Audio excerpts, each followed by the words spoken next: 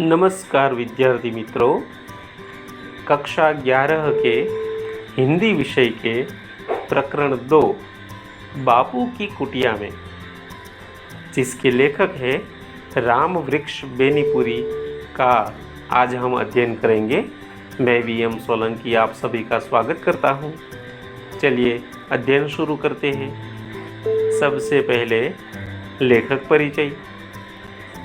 राम वृक्ष बेनीपुरी, जिनका जन्म सन 1902 में हुआ और मृत्यु सन 1968 में हुई। राम वृक्ष बेनीपुरी का जन्म बिहार के मुजफ्फरपुर जिले के बेनीपुर गांव में हुआ था। बाल्यावस्था में ही इनके पिता का निधन हो गया था। इनका पालन पोषण इनकी मौसी ने किया था। सन 1920 में मैट्रिकुलेशन परीक्षा पास करने से पहले ही पढ़ना लिखना छोड़कर ये गांधी जी के असहयोग आंदोलनों में कूद पड़े। वह कई बार जेल गए। बाद में इन्होंने हिंदी साहित्य सम्मेलन प्रयाग की विशारद शिक्षा पास की। 15 वर्ष की अवस्था से ही वे पत्र पत्रिकाओं में लिखने लगे थे। राम वृक्ष बेनीपुरी बहुमुखी प्रतिभा के धनी थे। उन्होंने नाटक, उपन्यास, कहानी, ललित निबंध, रेखाचित्र, संस्मरण आदि अनेक गद्य विधाओं में रचनाएं की। साहित्य के क्षेत्र में उनका प्रवेश पत्रकारिता के माध्यम से हुआ।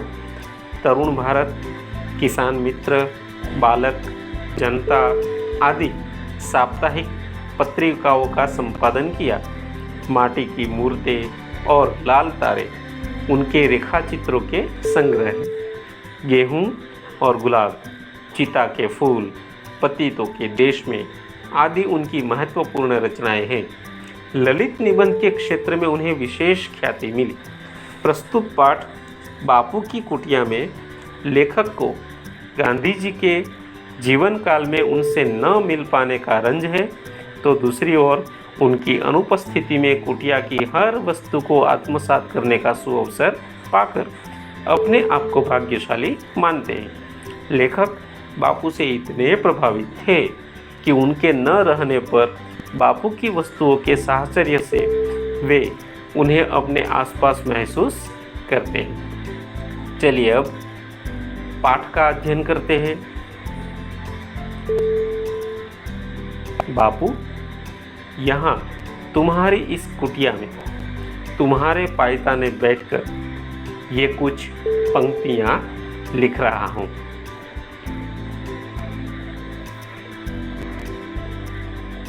जब तक तुम यहाँ थे मैं नहीं आया।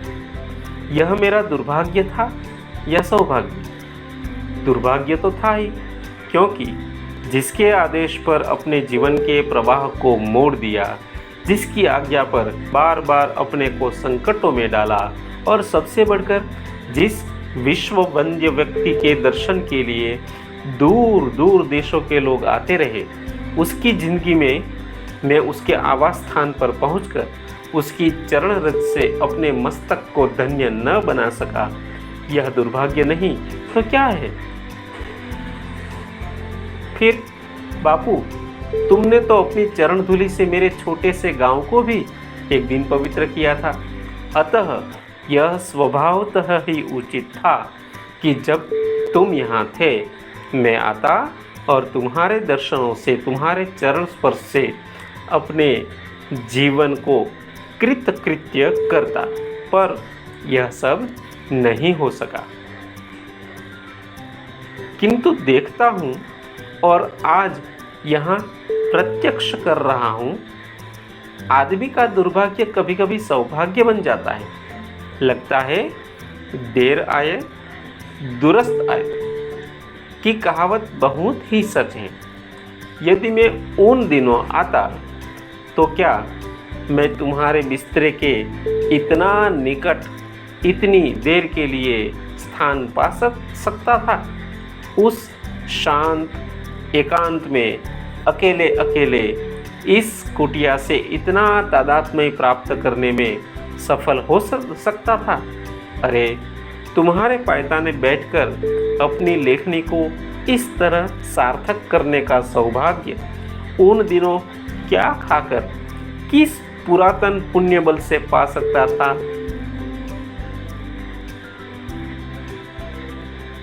तुम्हारा यह बिस्तरा, खजूर की चटाई पर एक गद्दा डालकर और उसे खादी से ढककर बनाया गया यह श्वेत शुभ्र बिस्तरा।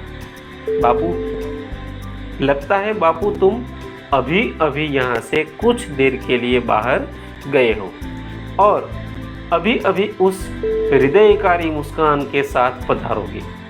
तुम्हारा यह बिस्तरा, तुम्हारा यह तकिया, तुम्हारी यह तुलसी की माला, तुम्हारा यह प्यारा चरखा, सब के सब यही तो कह रहे हैं तुम अभी गए हो और अभी आओगे।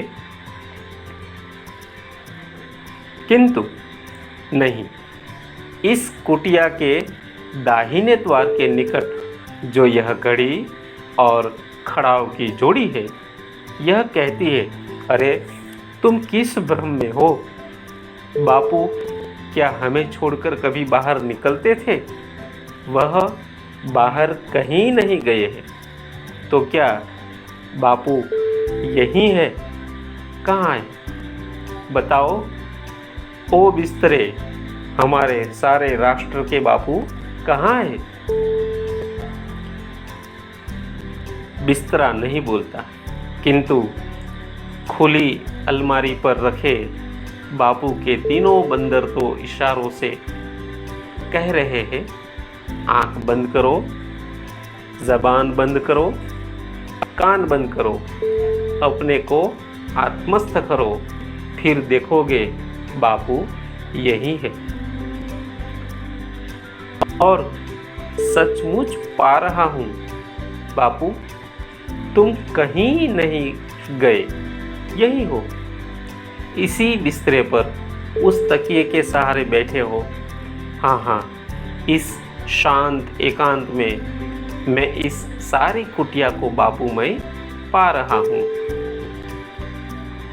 देखिए, वह अपने बिस्तरे पर बैठे बापू अपने यरवड़ा चक्र को घुमा रहे हैं। अभी कुछ देर पहले उन्होंने सामने रखे कलमदान से कलम निकालकर कुछ लिखा है और अब जरा हट जाइए।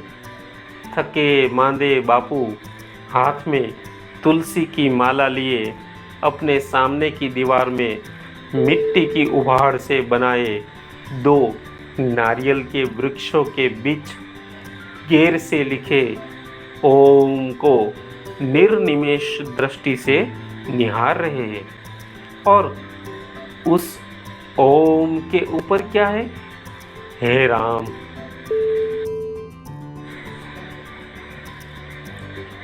हे राम, कल्पना लोक से उठकर मैं किस कठोर चट्टान पर पटक दिया गया। हे राम, इन शब्दों ने कहा, नहीं, बापू अब हमारे बीच नहीं रहे। वह हमसे कब के छीन लिए गए। उस दिन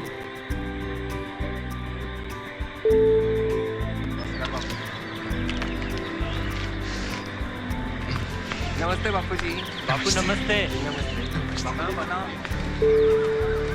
नमस्ते बापू जी। भाई साहब, बापू जी को प्रार्थना सभा के लिए पहले से ही देर। अरे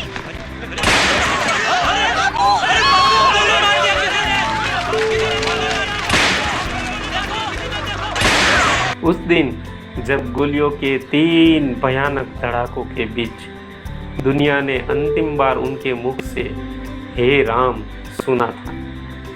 जन्म जन्म मुनि जतन कराही, अंत राम कही आवत नाही। उस दिन संसार ने पाया था ऋषियों की परंपरा टूटी नहीं है, बल्कि उसमें नई ज्योति की एक नई कड़ी जुड़ गई है। काश यह ज्ञान उस अज्ञानी को हो पाता जिसने हिंदुत्व के नाम पर इतना बड़ा अनर्थ की। किंतु बापू अमर है। अपने दिव्य रूप में वह सिर्फ यहाँ ही विद्यमान नहीं है, यत्र तत्र सर्वत्र उनकी सत्ता और महत्ता व्याप्त है और तब तक व्याप्त रहेगी जब तक आकाश में चांद तारे और पृथ्वी पर उद्भिज अंडज पिंडज है।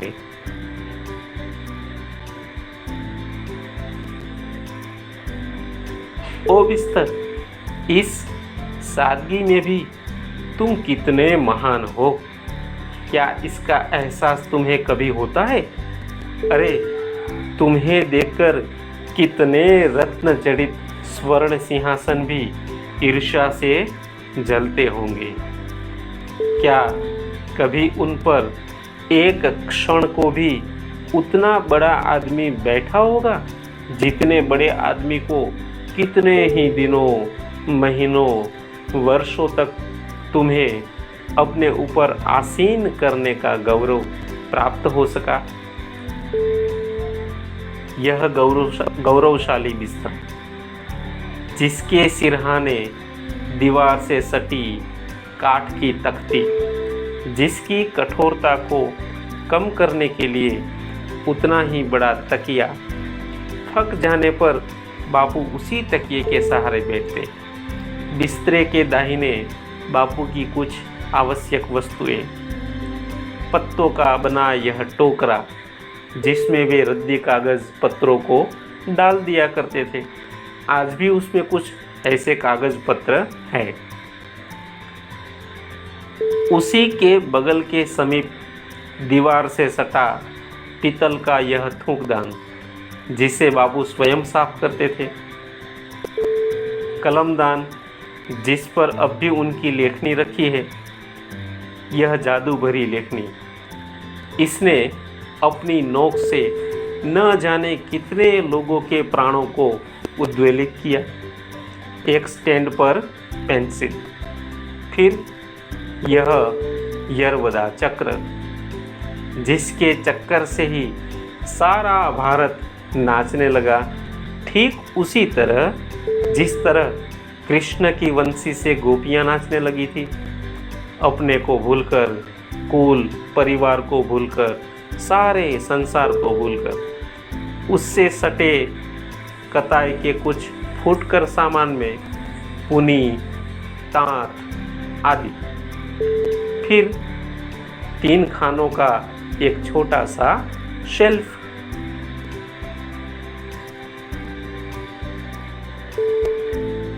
नमस्कार मित्रों, आज का पाठ यहीं तक रखते हैं। दूसरे भाग में फिर मिलेंगे, तब तक के लिए नमस्कार।